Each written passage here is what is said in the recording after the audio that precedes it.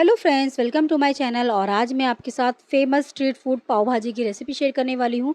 पाव भाजी सभी की बहुत ज़्यादा फेवरेट होती है और स्ट्रीट स्टाइल में खाने का तो उसका मज़ा ही अलग होता है, क्योंकि जो चौपाटी में पाव भाजी मिलती है उसका टेस्ट बिल्कुल डिफरेंट होता है। तो आज मैं आपके साथ वही रेसिपी शेयर करने वाली हूँ, जैसे कि चौपाटी या फिर होटल में बनाई जाती है। तो बिल्कुल परफेक्ट रेसिपी बनके तैयार होगी।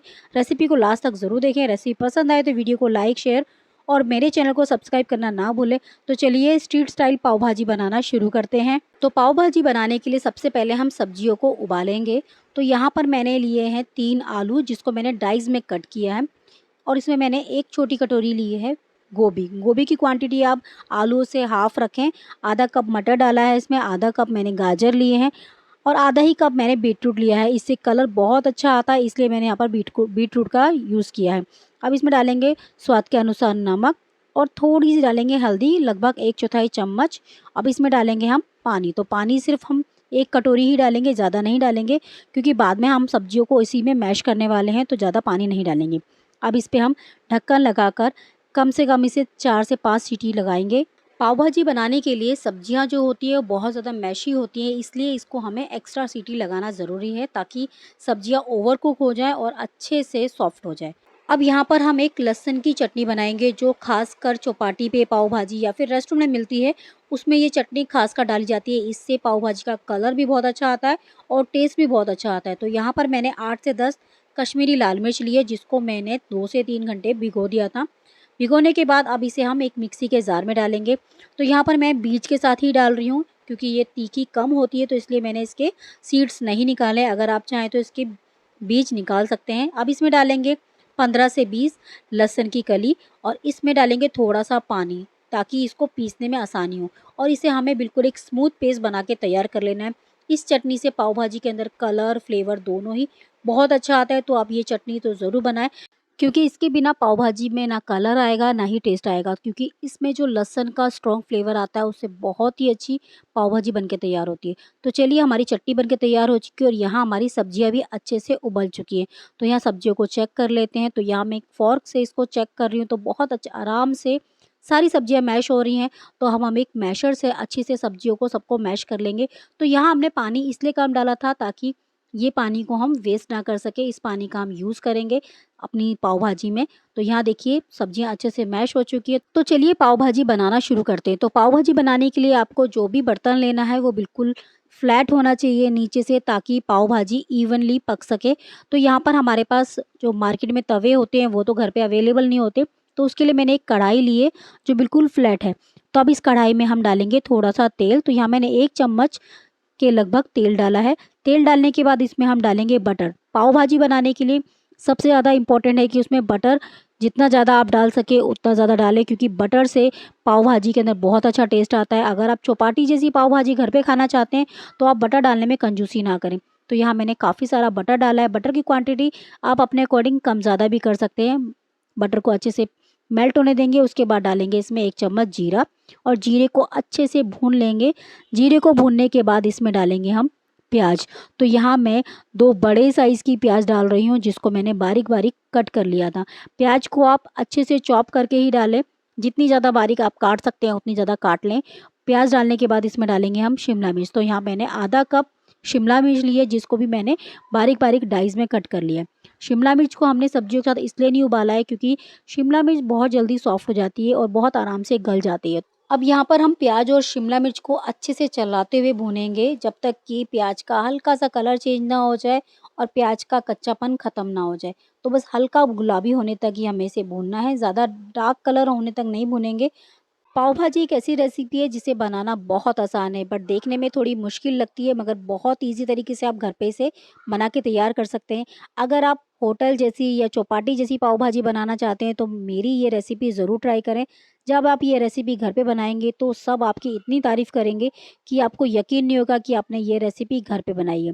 जब हमारी प्याज अच्छे से भुन जाएगी तो इसके बाद हम इसमें डालेंगे लहसुन और कश्मीरी लाल मिर्च की चटनी। तो यहाँ पर 2 से 3 चम्मच हम इसमें भरकर चटनी डालेंगे। चटनी से इसमें बहुत अच्छा कलर आएगा, बहुत ही अच्छा टेस्ट भी आएगा। अब इसमें डालेंगे 1 चम्मच कश्मीरी लाल मिर्च पाउडर, 1 चम्मच डालेंगे इसमें धनिया पाउडर, आधा चम्मच डालेंगे इसमें हम भुना हुआ जीरा पाउडर और थोड़ा सा डालेंगे नमक अब इसमें हम पानी ऐड करेंगे, तो यहाँ पर मैंने गर्म पानी डाला है, तो थोड़ा-सा इसमें गर्म पानी डालेंगे और पाव भाजी बनाने के लिए आप जितनी बार पानी का यूज़ करें, उतनी बार पानी गरम करके ही डालें।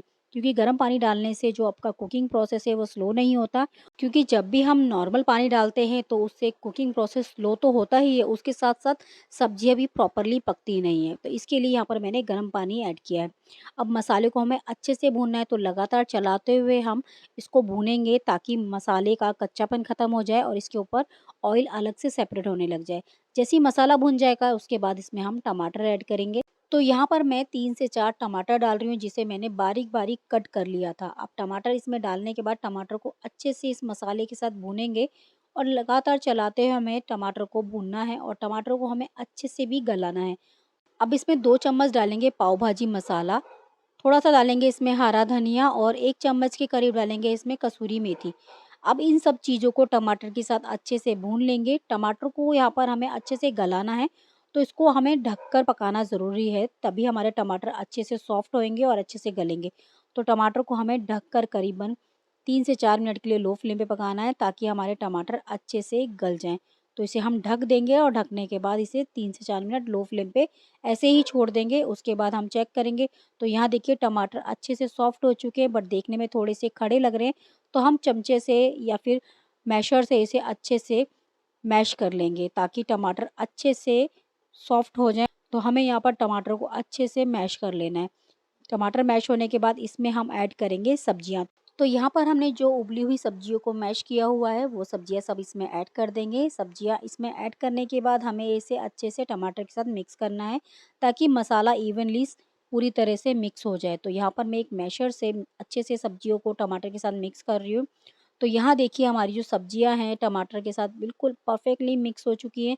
यहाँ पर हमें इसे इतना मैश करना है कि जो सब्जियाँ हैं वो खड़ी-खड़ी ना दिखें, मगर आप सब्जियों को इतना भी ज़्यादा मैश ना करें कि उसका बिल्कुल एक स्मूथ पेस्ट बन जाए। थोड़ा-सा इसमें जो दरदरापन है वो सब्जियों का दिखना चाहिए, लगना चाहिए कि ये पाव भाजी है। अगर ये पेस्ट जैसी हो जाएगी तो खाने में भी अच्छी नहीं लगेगी और देखने में भी अच्छी नहीं लगेगी। तो इसलिए आपको बस उतना ही इसको मैश करें कि सब्जियाँ अच्छे से बस मैश हो जाएँ, खड़ी-खड़ी ना दिखें।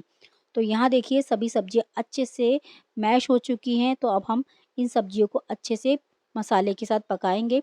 तो पकाने के लिए इसको हमने ढकना है, ढककर हमें करीबन 4 से 5 मिनट के लिए लो फ्लेम पे पकाना है, तभी ये सब्जियाँ प्रॉपरली मसाले के साथ मिक्स होगी और इसका टेस्ट भी बहुत अच्छा आएगा। तो यहाँ पर मैं इसमें थोड़ा-सा गरम पानी डाल रही हूँ, ताकि जो इसकी कंसिस्टेंसी है वो थोड़ी-सी परफेक्ट हो जाए, क्योंकि अभी बहुत ज़्यादा थिक लग रहा है, तो इसलिए मैंने यहाँ पर पानी का यूज़ किया है। पानी आप जब भी यूज़ करें, गरम ही यूज़ करें। अब इसे हम ढक कर करीबन 4 से 5 मिनट के लिए लो फ्लेम पे ऐसे ही पकने देंगे। तो उसके बाद हम इसे चेक करेंगे, तो यहाँ देखिए 4 से 5 मिनट हो चुके हैं और सब्जियाँ अच्छे से गल चुकी हैं। अब इसके अंदर हम इसके लिए एक तड़का तैयार करेंगे। आप चाहें तो इस टाइम भी इसमें बटर ऐड कर सकते हैं। बटर आप अपनी चॉइस के अकॉर्डिंग कम-ज़्यादा ऐड कर सकते हैं। मगर यहाँ मैं जो इसमें तड़का लगा रही हूँ उसमें मैं बटर ऐड करने वाली हूँ, तो इसलिए मैंने इसके ऊपर बटर नहीं डाला है। बट जितना ज़्यादा बटर होता है पाव भाजी में, पाव भाजी खाने में उतनी ज़्यादा टेस्टी लगती है। तो यहाँ पर मैंने एक तड़का पैन लिया है, जिसमें मैंने थोड़ा-सा डाला है तेल और इसमें डालेंगे 1 बड़ा चम्मच बटर। बटर को अच्छे से मेल्ट करेंगे, जैसे ही बटर अच्छे से पिघल जाएगा इसके अंदर डालेंगे कसूरी मेथी। तो मैंने आधा चम्मच कसूरी मेथी ऐड की है, इसमें डालेंगे थोड़ा-सा हरा धनिया। अब इसमें डालेंगे लहसुन की चटनी, जो चटनी हमने कश्मीरी लाल मिर्च से और लहसुन से बनाई थी वो चटनी 1 चम्मच इसमें ऐड करेंगे। 1 चम्मच डालेंगे इसमें कश्मीरी लाल मिर्च पाउडर और इस टाइम हम गैस को पूरी तरह से ऑफ कर देंगे और उसके बाद इस तड़के को अच्छे से मिक्स करेंगे। तो यहाँ पर जो हमारा भाजी के लिए तड़का है वो बनके तैयार हो चुका है। इस तड़के से बहुत ही अच्छा कलर भी आएगा और बहुत अच्छा टेस्ट भी आएगा। तो अब इस तड़के को हम अपनी भाजी के ऊपर डाल देंगे। भाजी से इसका कलर तो चेंज होगा ही होगा, बट इसमें टेस्ट भी बढ़ जाएगा, क्योंकि इसके अंदर बटर भी है और जो हमने चटनी बनाई थी लहसुन की उससे बहुत ही अच्छा टेस्ट आता है। तो आप ये चटनी तो ज़रूर बनाएं। तो देखिए कलर कितना अच्छा आया। अब इसमें मैंने हरा धनिया डाल दिया है और डालकर इसे अच्छे से मिक्स कर देंगे। तो यहाँ देखिए हमारी पाव भाजी के लिए भाजी बनके तैयार हो चुकी है। अब हम पाव भाजी को मार्केट जैसा बनाने के लिए एक तवे का यूज़ कर रहे हैं। वैसे तो जो चौपाटी या मार्केट में पाव भाजी बनती है वो लोहे के तवे पे बनाई जाती है और बहुत बड़े-बड़े तवे होते हैं, मगर हमारे घर में उतने बड़े तवे तो अवेलेबल नहीं होते। तो मेरे पास जो रोटी बनाने का तवा था मैंने वही तवे का यूज़ किया है। इसमें मैंने थोड़ा-सा डाला है ऑयल और इसमें बटर डाला है। बटर और को अच्छे से हमें पिघलाना है। जैसे ही बटर पिघल जाएगा उसके बाद इसमें हम प्याज ऐड करेंगे। तो यहाँ मैं 1 प्लेट पाव भाजी बनाकर तैयार कर रही हूँ, तो इसके लिए मैंने थोड़ी-सी प्याज़ डाली है और थोड़ी-सी शिमला मिर्च डाली है। थोड़ी-सी डालेंगे इसमें कसूरी मेथी, थोड़ा-सा डालेंगे हरा धनिया, आधा चम्मच डालेंगे इसमें पाव भाजी मसाला और प्याज के साथ सभी मसालों को अच्छे से भून लेंगे। जैसे ही मसाला हल्का-सा भून जाएगा, प्याज हल्की सी गल जाएगी, फिर इसमें हम लहसुन की चटनी ऐड करेंगे। तो 1 चम्मच मैंने यहाँ लहसुन की चटनी ऐड की है। चटनी को हमें सिर्फ़ अच्छे से मिक्स करना है, ज़्यादा भूनना नहीं है। अब इसके बाद हमने जो भाजी बना के तैयार की है, वो भाजी इसमें ऐड कर देंगे।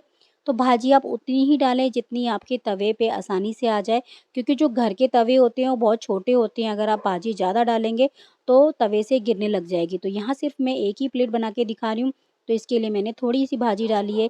मार्केट में जो तवे होते हैं वो बड़े-बड़े होते हैं और उनके तवे पर एक बार में 20 से 25 पाव भाजी की प्लेट बनके तैयार हो जाती है। मगर हमारे घर में छोटे-छोटे तवे हैं, तो इसलिए मैं यहाँ पर आपको 1 प्लेट पाव भाजी बना के तैयार करके दिखा रही हूँ। मगर यकीन मानिए कि ये बिल्कुल मार्केट से भी ज़्यादा अच्छी बन के तैयार हुई है। हाइजीनिक तो है ही है, टेस्ट बिल्कुल बरकरार है। जो आपकी चौपाटी रेस्टोरेंट में बनता है, बिल्कुल वैसा ही टेस्ट है। अब इसमें मैंने बटर डाला है और पाव भाजी बिना बटर के तो कभी पूरी नहीं होती है। जितना ज़्यादा आपका पाव भाजी में बटर जाएगा, उतनी ज़्यादा आपकी पाव भाजी डिलीशियस बन के तैयार होगी। तो यहाँ देखिए हमारी जो पाव भाजी है, बन के तैयार हो चुकी है। अब इसे मैं एक प्लेट में निकाल रही हूँ। पाव भाजी निकालने के बाद अब इसमें हम पाव सेकेंगे, तो हमें तवे को साफ़ नहीं करना है, इसी तवे में हम पाव भाजी भी सेकेंगे। तो यहाँ पर डालेंगे थोड़ा-सा बटर और बटर डाल के इसमें डालेंगे लहसुन की चटनी, थोड़ा-सा डालेंगे इसमें पाव भाजी मसाला, थोड़ा-सा डालेंगे हरा धनिया और इन चीज़ों को आपस में अच्छे से मिक्स कर लेंगे। बस हमें इसे मिक्स करना है, पकाना नहीं है। जैसे ही मसाला अच्छे से मिक्स हो जाएगा, उसके बाद यहाँ पर मैंने लिए पाव। तो पाव तो आसानी से मार्केट में मिल ही जाते हैं। अब यहाँ पर हम पाव को दोनों साइड से अलटते-पलटते हुए सेक लेंगे, ताकि जितना मसाला तवे पे है सारा पाव पे अच्छे से कोट हो जाए और हमारे जो पाव हैं बहुत ही ज़्यादा टेस्टी बन के तैयार हों। तो यहाँ देखिए हमारे पाव अच्छे से सिक चुके हैं, तो चलिए अब हम इसे प्लेट में निकाल लेते हैं। अब इसमें हम ऐड करेंगे थोड़ी-सी कच्ची प्याज़, क्योंकि पाव भाजी में कच्ची प्याज़ बहुत अच्छी लगती है। अब इसमें थोड़ा-सा नींबू भी ऐड करेंगे। अब इसके ऊपर हम भाजी में नींबू डालेंगे। नींबू डालने के बाद यहाँ पर मैं थोड़ी-सी इसमें कच्ची प्याज़ और हरा धनिया ऐड कर रही हूँ, जिससे हमारी पाव भाजी देखने में भी अच्छी लगे।